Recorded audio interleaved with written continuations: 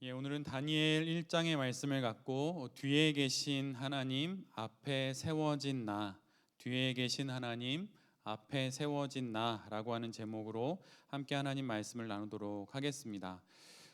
지난 주까지 요한복음의 말씀을 한 1년 반 동안 제가 함께 나누었는데요. 늘 그렇듯이 신약을 한번 다 이제 한 권의 책을 다 말씀을 나누면 이제 구약으로 넘어오고, 또 구약의 말씀을 또 이제 한 권을 다 나누면 다시 신약으로 이렇게 넘어가게 되는데요. 사실 그건 나름의 이유가 있습니다. 그러니까 여러분이 신앙생활 하시면서 주제 설교를 들으실 때도 많고, 아니면 뭐 돌베 교회처럼 말씀을 이렇게 책 단위로, 권 단위로 이렇게 묵상하는 경우도, 말씀을 나누는 경우도 많은데 각각의 장단점이 있습니다. 근데 주제 설교로 말씀을 들으면 무엇이 유익하냐면, 내가 잘 모르고 또 깊이 알고 싶은 어떤 신앙적인 한 주제에 대해서 아주 깊게 꽤 긴 시간 동안 그것을 말씀 속에서 다양한 본문을 통해서, 신구약의 다양한 말씀을 통해서 듣기 때문에 그게 잘 정리가 됩니다. 예를 들어서 지금 우리가 수요일마다 우리 교회를 예를 들면 분별에 관련된 이야기를 이제 나누게 되는데, 그 이전에 기도에 관련된 이야기를 한 26주 정도 했었고, 말씀 묵상 관련된 걸 한 10주 가까이 했었고, 이제 그렇게 했었죠. 근데 그것을 빼놓지 않고 꾸준하게 만약에 한 그 주제의 말씀을 잘 지나가면 그 부분이 어느 정도 정리가 되는 거예요. 그래서 만약에 신앙생활에 어떤 한 부분이 모자람이 있다고 느껴지면 그런 설교를 찾아서 들으시는 게 유익합니다. 그러니까 마치 뭐 공부를 할 때 어느 한 전공 분야의 어느 한 분야를 이렇게 공부하듯이 그렇게 공부를 하는 거죠. 근데 그걸 통해서 나의 모자란 신앙의 모자란 부분을 채우는 게 그런 의미가 있고, 근데 그 주제 설교를 하다 보면 약간 무엇이 모자라게 되냐면, 성경 66권 중에 하지 않는 말씀을 함께 보지 않는 말씀이 생겨요. 그런데 이제 돌베 교회 같이 이제 이렇게 연속 설교라고 하는 게 더 전 적절하다고 생각이 드는데, 이렇게 책을 한 권씩 한 권씩 연속적으로 계속 말씀을 보면 이제 하늘나라 갈 때까지 66권을 언젠간 다 보게 되겠죠. 예. 그렇게 이제 그런 의미로 이제 하는 건데, 돌베 교회는 후자를 선택하고 있는 것입니다. 그리고 저희가 매일 아침에 매일 성경으로 묵상을 하는데, 매일 성경을 6년 동안 빠지지 않고 묵상을 하시면 성경을 일독하는 거예요. 그래서 6년 동안 빠지지 않고 만약 하시면 앞으로 우리가 한 뭐 4, 50년 산다. 그렇게 하면 성경을 뭐 6독, 7독 이렇게 할 수도 있는 것이죠. 그래서 그렇게 그런 의미가 있습니다. 그래서 여러분 아마 신앙생활을 하시면서 단 한 번도 설교를 못 들은 본문이 있을 수 있죠. 예. 근데 이제 저는 그러진 않았으면 좋겠다는 생각으로 이렇게 순서대로 하게 되는데요. 그래서 이제 지난 주에 요한복음 말씀이 끝나고 이제 오늘부터는 구약의 다니엘 말씀을 함께 나누려고 합니다. 우리 모두가 잘 알다시피 오늘부터가 대림절입니다. 대림절은 성탄절 이전 4번의 주일을 대림절로 지킵니다. 그래서 앞에 보면 초가 이렇게 있는데, 초가 이제 한 주 한 주 지날 때마다 불이 하나씩 켜집니다. 대림절의 그 의미가 무슨 의미인가요? 그러니까 기다릴 때에다가 임할 임자인데, 말 그대로 임하시기를 기다린다는 의미예요. 당연히 이 땅에 아기 예수로 오시는 우리 주 성자 하나님, 하나님의 오심을, 임재를 기다리는 마음이 바로 대림절이죠. 근데 그 대림절과 똑같은 단어가 강림절이에요.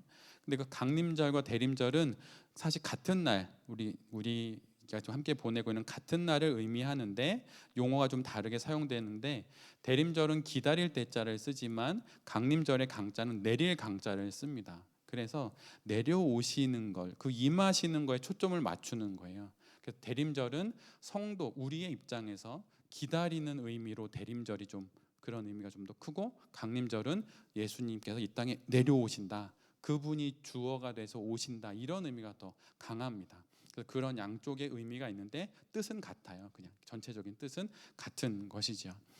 근데 사실 우리가 대림절, 강림절 뭐 여러 용어를 쓸 수 있지만, 사실은 이 말은 우리의 신앙 여정에서 한두 번씩 다 들어봤을 텐데, 파루시아라고 하는 그리스어로부터 시작된 말입니다. 그래서 로마 제국의 황제가 어느 한 지역을 공식적으로 방문할 때, 지금으로 치면 좀 다르긴 하지만 우리의 일상의 언어로 말하면 국빈 방문 같은 거죠.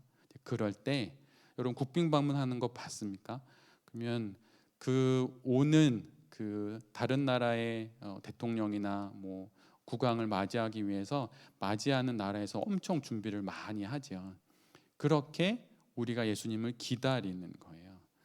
그래서 옛날에 로마 시대 때 로마 황제가 어느 지역을 들어가게 될 때 공식 방문할 때 그때의 의미가 바로 파루시아 또는 라틴어로는 아드벤투스 이렇게 씁니다. 그래서 영어로는 아드벤트, 이렇게 어드벤트 이렇게 영어로 써놓지요. 대림절에 그런 의미가 있어요.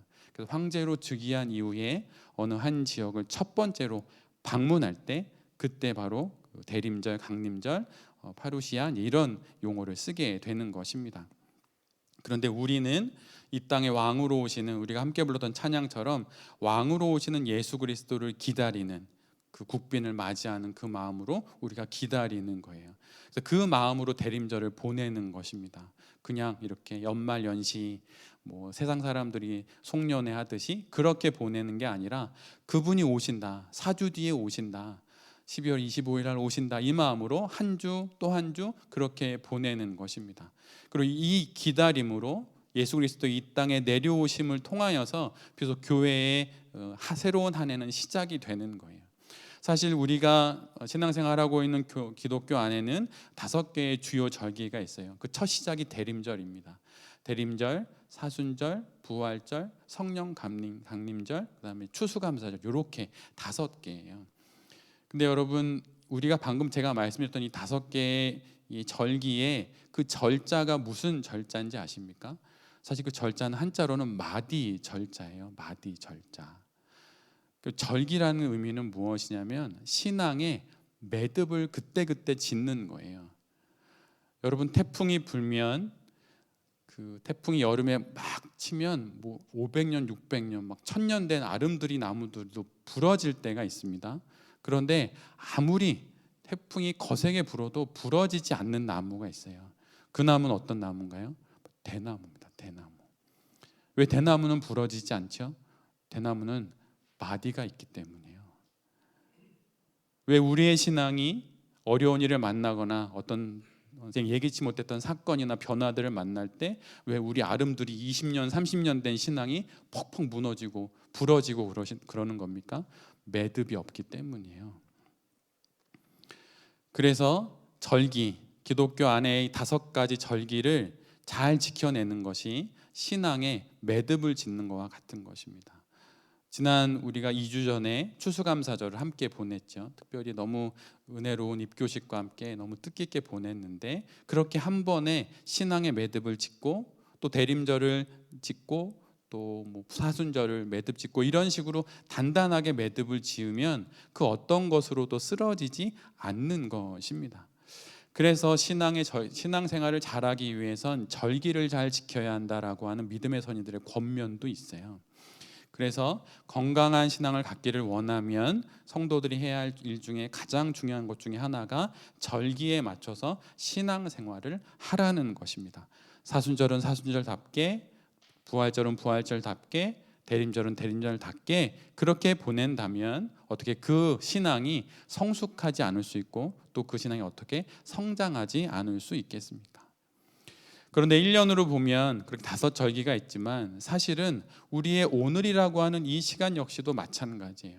아침에 일어나서 말씀을 보는 것을 통해서 내 안에 오늘의 신앙의 절기를 지키는 사람과 그 말씀이 없는 사람은 여러분 점점 큰 차이가 생깁니다. 말씀이 없이 신앙의 매듭 짓는 그 삶에 그 매듭 없이 더 좋은 신앙을 가질 수는 없어요.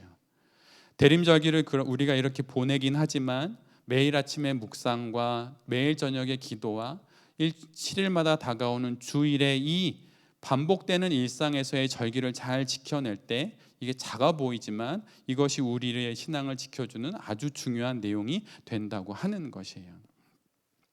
여기 우리 모두는 신앙생활을 꽤 오래 한 사람들이 많이 있을 것입니다.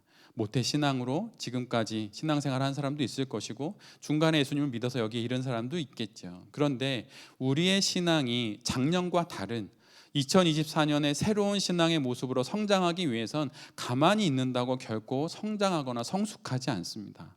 여러분 정말 살펴보세요. 나의 신앙이 작년과 재작년과 온 올해가 어떻게 다른지, 만약 큰 차이가 없다면 내가 신앙의 영적인 절기를 잘 지키지 않는 거예요. 그런 거 없이 여러분 신앙이 좋아질 수 없어요. 정말 그런 일은 벌어지지 않는 거예요. 신앙의 절기를, 영혼의 절기를, 영적인 절기를 지켜내야만 하는 것입니다. 그러라고 우리가 그걸 잘 못하니까 하나님께서 대림절이라고 하는 기독교 전체가 지키는 절기를 우리에게 주셨고 그날로 우리가 맞이하게 된 것이죠. 그 대림절을 우리 모두가 함께 지나갈 때 신앙의 매듭을 짓는 마음으로 이 4주를 잘 보내야 할 것이고, 또 그와 더불어서 우리에게 주신 다니엘서의 말씀을 묵상하면서 우리의 신앙 여정을 잘 걸어가야 할 것입니다. 우리가 잘 알다시피 다니엘은 바빌론에 끌려갑니다. 바빌로니아라고 세번역은 번역에 놓았는데, 거기에서 그가 어떻게 신앙의 결기를 지켜낼 수 있었을까요? 그 신앙의 절개를 지켜낼 수 있었을까요? 영혼의 마음으로 지키는 신앙의 절기가 있었기 때문이에요. 난 그건 먹지 않겠다 라고 하는 그런 것이 있었기에 그가 신앙을 지킬 수 있었던 것입니다. 그것을 우리가 함께 이후로 몇 주 동안 계속 말씀 묵상하면서 지나가게 될 텐데, 그 신앙의 절기를, 또 신앙의 결기를 또 함께 다 배우게 되는 귀한 시간이 되기를 바랍니다. 오늘부터 우리가 함께 나누려고 하는 다니엘은 복음서에 기록된 예수님의 말씀처럼 선지자입니다. 다른 말씀보다 예수님의 확실한 증언이 있는데, 예수님이 이렇게 말씀하셨어요. 선지자 다니엘, 이렇게. 다니엘은 선지자입니다. 그래서 다니엘서는 예언서에 해당이 돼요. 선지자나 예언자나 같은 단어인데 그 선지서에 해당이 됩니다. 그런데 아이러니하게도 또한 다니엘은 성문서이기도 해요. 한 번만 들어두시면 신앙에 매우 도움이 됩니다. 성문서라고 하는 건 시편 같다라는 거예요. 성문서는 성경 안에 5권이 있어요. 시편이 있고, 욥기가 있고, 잠언이 있고, 전도서가 있고, 아가가 있어요. 제가 이렇게 지금 십자가 모양으로 그렸는데, 이것이 성문서가, 시가서가 같은 말인데 우리에게, 한 성도에게 아주 큰 은혜가 있는 말씀입니다. 잠시 그 얘기를 해드리면, 이 5가지의 성문서 중에 사람의 희노애락이 다 들어있는 것이 시편이에요. 그것이 가운데 있고, 하나님의 말씀을 따르면 무조건 성공한다고 말하는 내용이 잠언입니다. 근데 성공한 것이 모두 다 우리에게 유익한 것이 아니다라고 말하는 게 전도서예요. 그래서 허무함을 이야기를 합니다. 그리고 하나님의 말씀을 따라 삶을 살아갔는데 고난을 겪었던 한 사람의 이야기가 욥기예요. 그리고 하나님을 참으로 사랑하는 신앙하며 살아가는 성도의 마음 속에 있는 사랑에 대한 이야기가 아가서로 있습니다. 그래서 사실은 내가 이 땅에서 성공하고 싶은 마음이 있을 때 잠언을 읽는 것이 아니라, 사실은 전도서를 읽어서 내가 성공하는 것이 사실은 되게 헛될 수 있다는 것을 알기 위해서 전도서가 우리에게 주어진 거예요. 그리고 욥기를 읽다 보면 패배감에 사람이 쌓이게 됩니다. 아무리 예수님을 잘 믿어도 고난은 예측할 수 없게 다가오는구나라는 생각에 패배감에 젖어들 때, 그때는 잠언을 읽는 거예요. 아니다, 예수님의 말씀, 하나님의 말씀을 따르면 그 인생은 승리하는 인생이 된다라고 하면서 잠언을 읽는 것입니다. 그리고 우리 안에 하나님을 사랑할 마음이 없을 때 아가서를 읽는 거예요. 이것이 우리의 삶을 중심에 놓고 이렇게 돌아가고, 그때 사람이 겪었던 많은 일들을 1인칭의 관점으로 유일하게 기록하고 있는 것이 시편의 말씀이죠. 그래서 여러분이 만약 삶에 어려움을 만났으면 고난을 묵상하는 것도 유익하지만 잠언을 묵상해서 그 하나님의 승리 주심을 기억하는 것이 좋고, 만약 삶이 너무 모든 것이 형통해서 잘 돼서 행복하고 난 성공할 것 같고 이러면 솔로몬이 쓴 전도서를 통해 삶의 허무함을 배우는 것입니다. 그래서 균형을 맞춰가는 거예요. 그런데 다니엘이 바로 그 성문서에 해당이 된다는 거예요. 비록 그 분류상에는 포함되어 있지 않지만 그런 성문서의 뜻까지 포함되어 있습니다. 그래서 예언의 전통과 함께 다니엘서 후반부는 우리 모두가 알다시피 여러 환상이 나오잖아요. 그래서 구약의 요한계시록이 다니엘과 에스겔인데, 그런 환상들을 예언의 관점으로 보기도 하지만 그 삶을 살아낼 수 없는 역사의 경랑 속에서 그 인생을 살아내야만 했던 다니엘이라고 하는 한 인물이 어떻게 하나님의 말씀, 들었던 그 예언의 말씀으로 삶을 버텨내는지도 보게 하는 것이 바로 다니엘의 말씀이에요.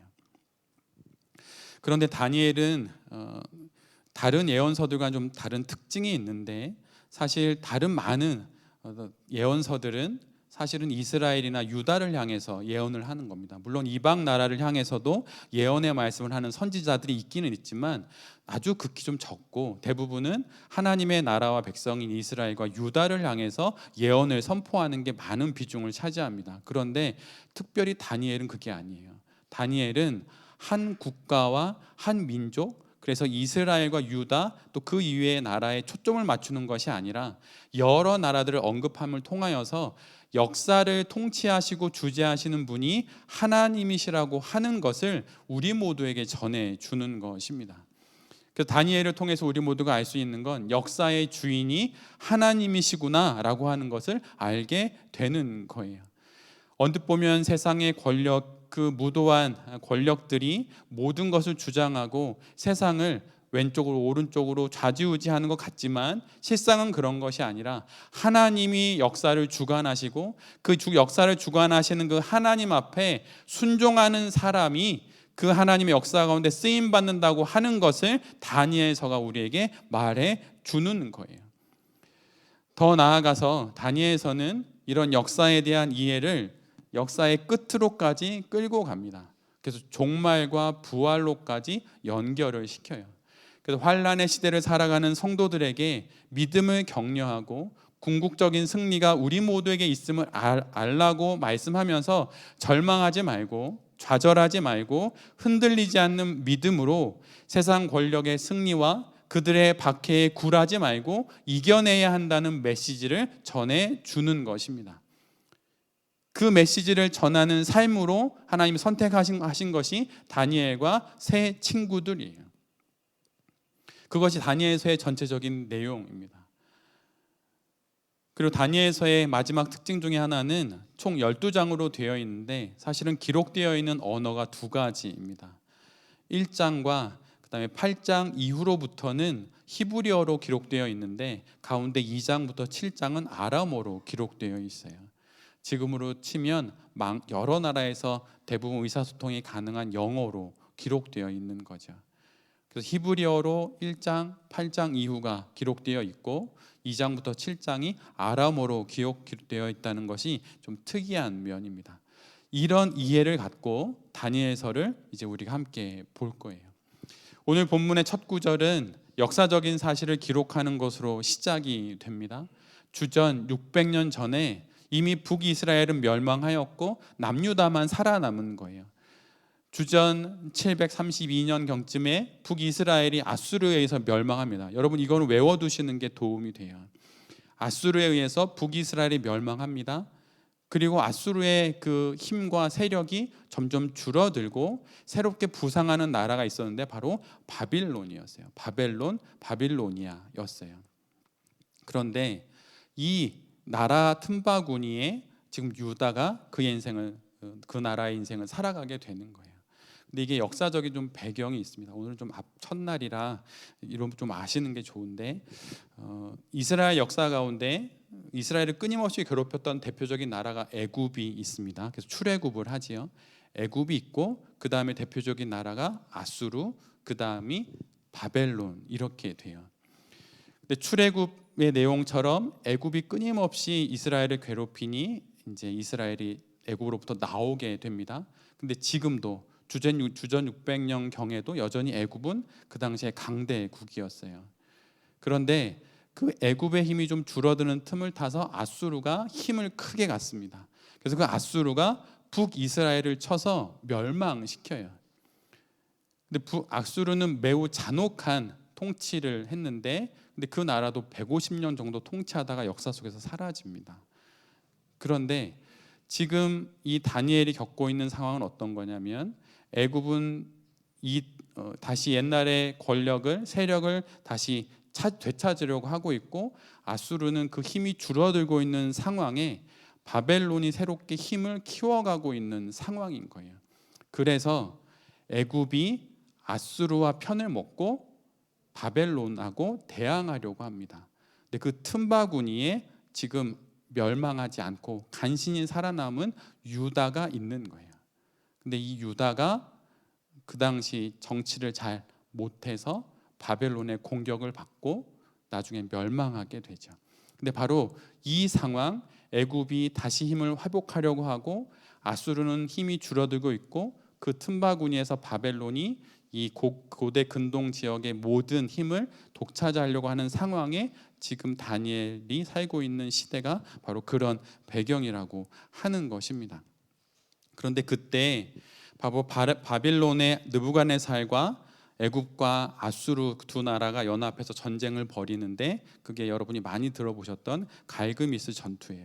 근데 거기에서 바벨론이 승리합니다. 그리고 나서 예루살렘을 포위하고 예루살렘을 이제 완전히 자신의 나라로 만들어 버리려고 하는 그런 일이 벌어진 거예요. 그리고 나서 지금 여호와김이 통치하고 있는 유다 땅에 바벨론이 들어가서 성전에 있던 기물들을 가지고 와서 다시 자기네 나라로 돌아간 것이 다니엘서의 전체적인 배경이고 시작입니다. 그런데 이런 다니엘의 역사적인 배경과 내용들이 실은 우리가 일반적으로 알고 있는 세상 역사의 원리이지요. 힘이 센 나라가 세계의 패권을 거머쥐고 약한 나라를 정복하고, 또 그 나라가 힘이 없어지면 또 다른 나라가 그 패권을 다시 차지하고 하는 것이 세상의 역사입니다. 한 나라가 뜨면 다른 나라가 지고, 다른 나라가 지면 또 다른 나라가 일어나는 그런 형태이지요. 근데 그 시간 속에서 600년 전에, 주전 600년 전에 다니엘이 살았듯이 사실 우리도 그렇게 살고 있어요. 사실 우리가 살고 있는 이 한반도의 상황이, 여러분 사실 다니엘이 살고 있는 상황과 크게 다르지 않습니다. 제가 북한 일을 꽤 오래 하고 있잖아요. 여러분 정말 그렇지 않아요. 정말 다니엘하고 매우 비슷해요. 중국이 힘이 세지면, 러시아가 힘이 세지면, 일본과 미국이 힘이 세지면 그 틈바구니에서 한국은 어떻게 해야 될지를 모르는 겁니다. 우리나라가 그러면 우리는 어떨까요? 우리의 삶 역시 마찬가지예요. 우리가 살고 있는 우리의 역사도 세상 역사가 돌아가는 방식 속에서 끊임없이 영향을 받습니다. 근데 그것을 바라보면 우리에게 소망이 없어요. 외국 사람들은 한국에서 사는 우리를 매우 불안하게 생각을 하죠. 언제 전쟁이 일어날지 모르는데 어떻게 사냐고. 그런 겁니다. 언제나 잔인하고 극악무도한 사람들이 세상의 패권을 부여잡고 약한 사람을 짓누르고, 강대국이 약소국을 짓누르는 게 인간의 역사이고, 동물 세계의 양육광시가 크게 다르지 않은 모습이죠. 근데 오늘 성경은 우리에게 이 역사 속에서 진정으로 벌어지고 있는 일을 주목하라고 말하고 있어요. 신문을 보면, 세상 돌아가는 일들을 보면 거기엔 하나님이 전혀 보이지 않습니다. 세상에서 벌어지고 있는 수많은 테러와 전쟁과 말도 안 되는 수많은 인간이 벌이는 일들 가운데 하나님이 보입니까? 보이지 않아요. 그런데 오늘 성경은 우리로 하여금 다니엘서를 보는 것을 통하여서 그것의 뒤에 하나님이 계신 것을 보라고 우리 모두를 초청하는 것이에요. 그래서 우리가 무심한 듯 읽었지만 오늘 본문 2절의 말씀은 이렇게 시작이 돼요. 주님께서 예루살렘을 포위한 그 바빌로니아의 느부갓네살에게 성전의 기물의 일부를 넘겨주셨다라고 말씀하십니다. 누가 이 역사의 주인이라고 말씀하는 것입니까? 하나님이라고 하는 거예요. 이 문장이 바로 모든 그리스도인들에게 희망이고 이것이 온 인류의 소망인 것이에요. 주님께서 온 역사, 온 인류의 역사, 그 역사를, 우주의 역사를 통치하신다는 것을 아는 사람만이 어떤 사연을 만나든 어떤 사건을 만나든 그 안에서 결코 절망하거나 스스로 나의 생은 여기까지라고 말하지 않는 것입니다. 덮어놓고 은혜로운 이야기를 한다고 그것이 우리에게 힘이 되는 것이 결코 아니에요. 위로, 격려, 정말 그것으로 우리가 일어날 수 있는 것입니까? 아니. 분명 우리의 눈으로 보면 절망이고, 우리의 눈으로 보면 인간의 힘과 권력과 명예와 돈이 주장하는 것 같은 이 세상 속에 실은 그 이면에 주님께서 넘겨주셨다라고 말씀하시는 주인 되시는 그 주님이, 하나님이 이 세상을 통치한다는 것을 보는 사람만이 그 어떤 것으로도 결코 좌절하지 않는 것입니다. 신앙은 한 개인을, 주저앉은 한 개인을 일으키는 자기 경영이나 자기 개발이 결코 아니에요. 역사의 주관자이신 예수 그리스도를 봄으로, 이 땅에 다시 오신 예수 그리스도를 봄으로 역사 속에 일어난 그 어떤 일도 결코 하나님의 손에서 벗어나지 않는 것이다 라고 하는 것을 믿는 것이 신앙이고, 그 믿음으로 모든 일들을 겪어내는 것이 바로 그리스도인의 신앙, 인생이에요. 그래서 얕은 가벼운 위로를 받으려고 해서는 안 되는 것입니다. 믿음, 이 말을 어떤 믿음의 선인은 믿힘이라고 이야기했어요. 그리고 그 믿힘이 바로 저력이라고 하는 한자라고 말했습니다. 저력이 무엇입니까? 밑에 있는 힘이에요. 밖에서 보면 보이지 않습니다. 그러나 오래 보면 그가 어찌하여서 이 수많은 어려움 속에서 결코 포기하지 않고 그 인생을 끝까지 살아내는지 모든 이들이 알게 돼요. 그것이 무엇입니까? 믿음 때문이에요. 믿음은 그래서 모든 그리스도인의 힘이 되는 것입니다. 그 믿음이 있어야만 역사의 장막 뒤에 계신 그 하나님, 역사를 주관하시는 그 하나님을 우리 모두가 볼 수 있게 되는 거예요. 무심히 다니엘 1장 1절부터 7절까지 읽고 우리가 잘 아는 사자굴에도 들어가고 불구덩이에도 들어가고 살아남은 어떤 영웅의 이야기를 하는 것이 결코 아닙니다. 그 모든 것 뒤에 역사를 주관하시는 그 하나님이 계심을, 그 하나님이 살아계시고 그 하나님이 역사를 주관하듯 나의 역사도 주관한다는 것을 보라고 다니엘서를 우리에게 주신 거예요. 그 말씀 속으로 우리가 들어가야 하는 것입니다. 말씀이 우리 안에 들어와야 할까요? 아니면 내가 말씀 속에 뛰어 들어야 할까요? 내가 말씀 속에 뛰어 들어야 하는 거예요. 그래서 다니엘이 말씀하시는, 다니엘을 통해서 우리에게 말씀하시는 그 말씀을 내가 듣고 그 삶을 살아내야 하는 것입니다. 직장 생활의 수많은 어려움들, 인생의 어려움들, 육체의 연약함들, 내게 다가온 수많은 사건과 사연들, 그 수많은 파도치는 그 많은 일들 가운데 그 이면 속에서 역사하시는 그 하나님을 볼 때 우리가 그 모든 사연들을 겪어낼 수 있는 거예요. 우리가 함께 매일 묵상하는 욥기는 고난 가운데 있는 한 개인을 우리에게 보여줍니다. 그런데 다니엘은 고난 가운데 있는 온 역사를 우리에게 보여줘요. 그 역사, 어찌할 수 없는 그 역사, 힘으로, 돈으로, 권력으로 약한 사람을 짓누르는 그 역사, 그 고난의 역사, 고난을 겪고 있는 그 역사를 우리에게 보여줍니다. 근데 그 고난의 역사가 어떻게 해서 여전히 하나님 손에 있는지를 다니엘을 통해서 우리 모두가 알게 되는 거예요. 그 답이 가장 먼저 우리에게 주어졌습니다. 주님께서 넘겨주셨다. 이후로 벌어지는 다니엘서의 모든 일들 뒤에는 하나님이 계십니다. 그리고 우리가 살고 있는 우리의 역사 뒤에도 하나님이 계세요. 그 하나님을 보는 것이 바로 믿음입니다. 우리가 잘 알고 있는 믿음의 선인인 요셉의 인생을 보십시오. 그는 꿈 한번 잘못 꿔서 완전히 패가망신했습니다. 그가 그 꿈을 꾸고 싶어서 꾼 게 결코 아니죠. 하나님이 꾸게 하셔서 꾼 것뿐인데 그 꿈을 통하여서 그의 인생이 완전히 달라집니다. 근데 그가 창세기 50장 20절에 이렇게 고백해요. 형님들은 나를 해치려고 하였지만 하나님은 오히려 그것을 선하게 바꾸셔서 오늘과 같이 수많은 사람의 생명을 구원하셨습니다. 하나님은 오히려 그것을 선하게 바꾸셔서, 여기서 말하는 그것이 무엇입니까? 자신이 당했던 고난, 형들이 행했던 그 악함을 말하는 거예요. 그 악함이 하나님의 손에 선으로 바뀌어서 자신의 인생을 통해서 수많은 생명들이 구원을 받았다고 요셉은 고백하고 있어요. 이 시간을 지나 마침내 요셉이 자신의 인생의 장막 뒤에서 일하시는 그 하나님을 보게 된 것입니다. 우리가 지금 어떤 일을 겪고 있든 또는 앞으로 어떤 일을 만나게 되든 그 모든 일 뒤에 하나님이 계십니다.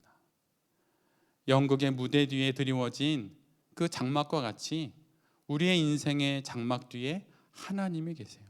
이것을 보는 것이 믿음입니다. 그래서 여러분, 어떤 일을 만나도 너무 놀라지 마십시오. 그리고 어떤 일을 겪고도 너무 당황하지 마십시오. 나 혼자 그 일을 겪는 것이 결코 아닙니다. 여러분, 그 일 가운데 하나님이 함께 계세요. 그것이 대림, 강림의 약속이에요. 바로 임마누엘의 약속이에요. 나와 함께 하시는 그 하나님이 나의 인생의 장막 뒤에서 나를 지키시고 나를 도와주십니다. 이 보이지 않는 하나님을 보는 것이 바로 믿음이고, 우리가 그 믿음으로 우리의 인생을 살아가는 것이에요. 주님께서 유다의 그 성전에 있었던 기물들을 바빌로니아에게 넘겨주셨듯 주님께서 우리의 인생도 그렇게 주관하고 계신 것입니다. 한 주간 우리에게 주어진 인생을 살아가실 때 인생의 장막 뒤에서 우리를 돌보시고 이끄시는 그 하나님을 잘 영혼의 눈으로 주시하시면서 어떤 사건을 만나든 어떤 또 사연을 만나든 포기하지 않고 인생을 잘 살아가게 되는 여기 계신 모든 성도님들과 또 이 말씀을 전하는 제 자신이 될 수 있기를 간절히 기도드립니다. 아멘.